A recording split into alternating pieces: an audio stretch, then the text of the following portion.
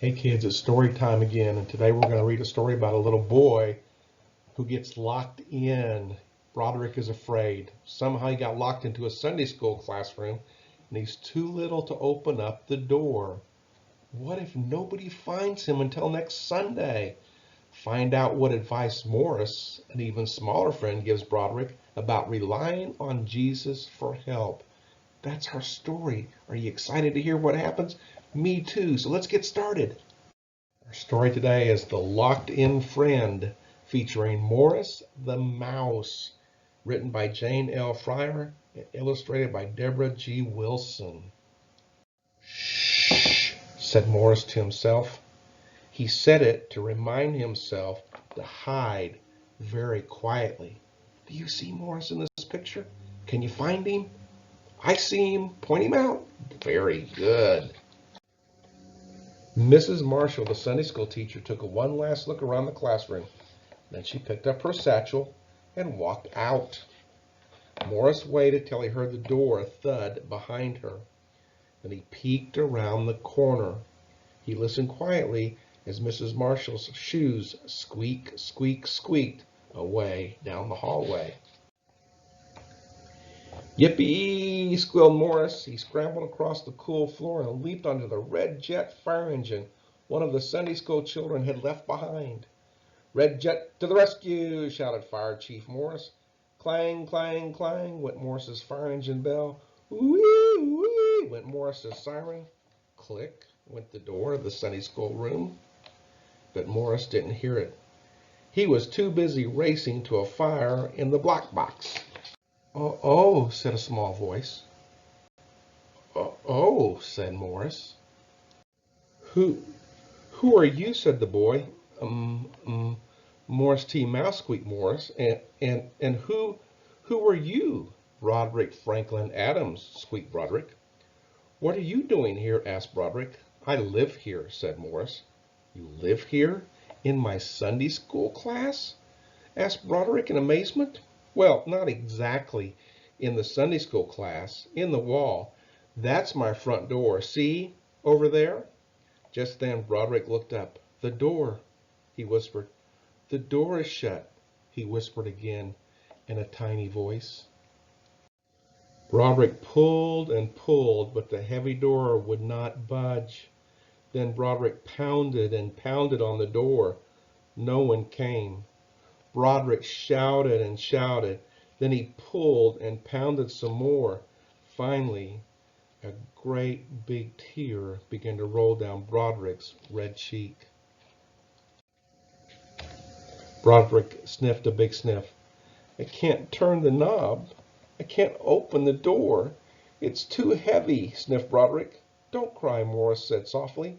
Someone will come to find you soon.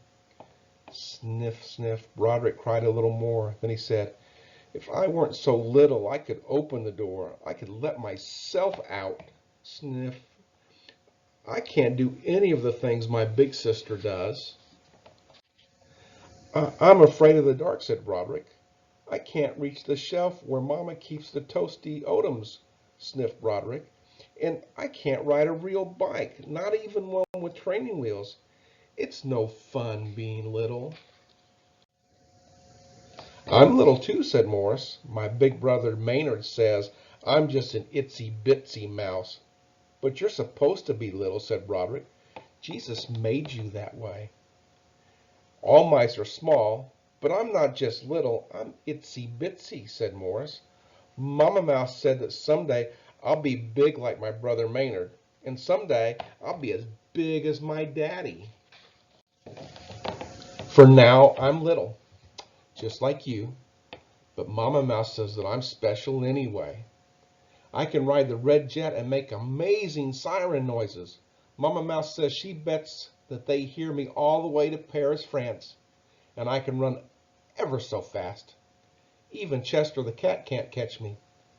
What things can you do, Broderick Franklin Adams?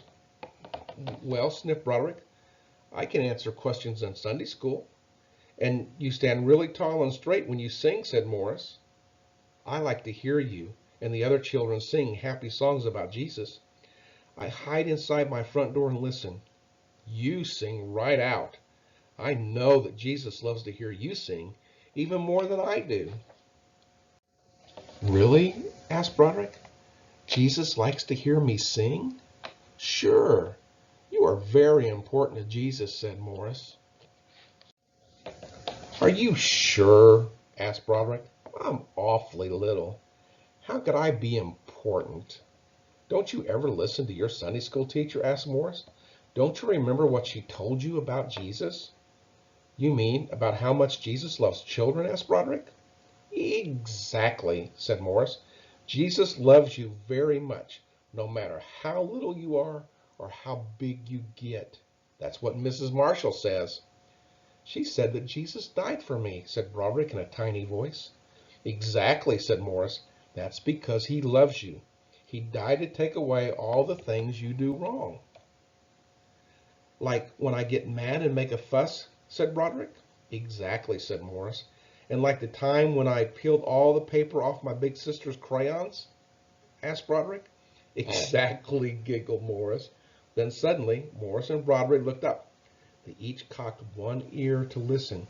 Squeak, squeak, squeak came footsteps down the hall. Someone's coming, whispered Broderick. I know that squeak, squealed Morris. I have to go right now.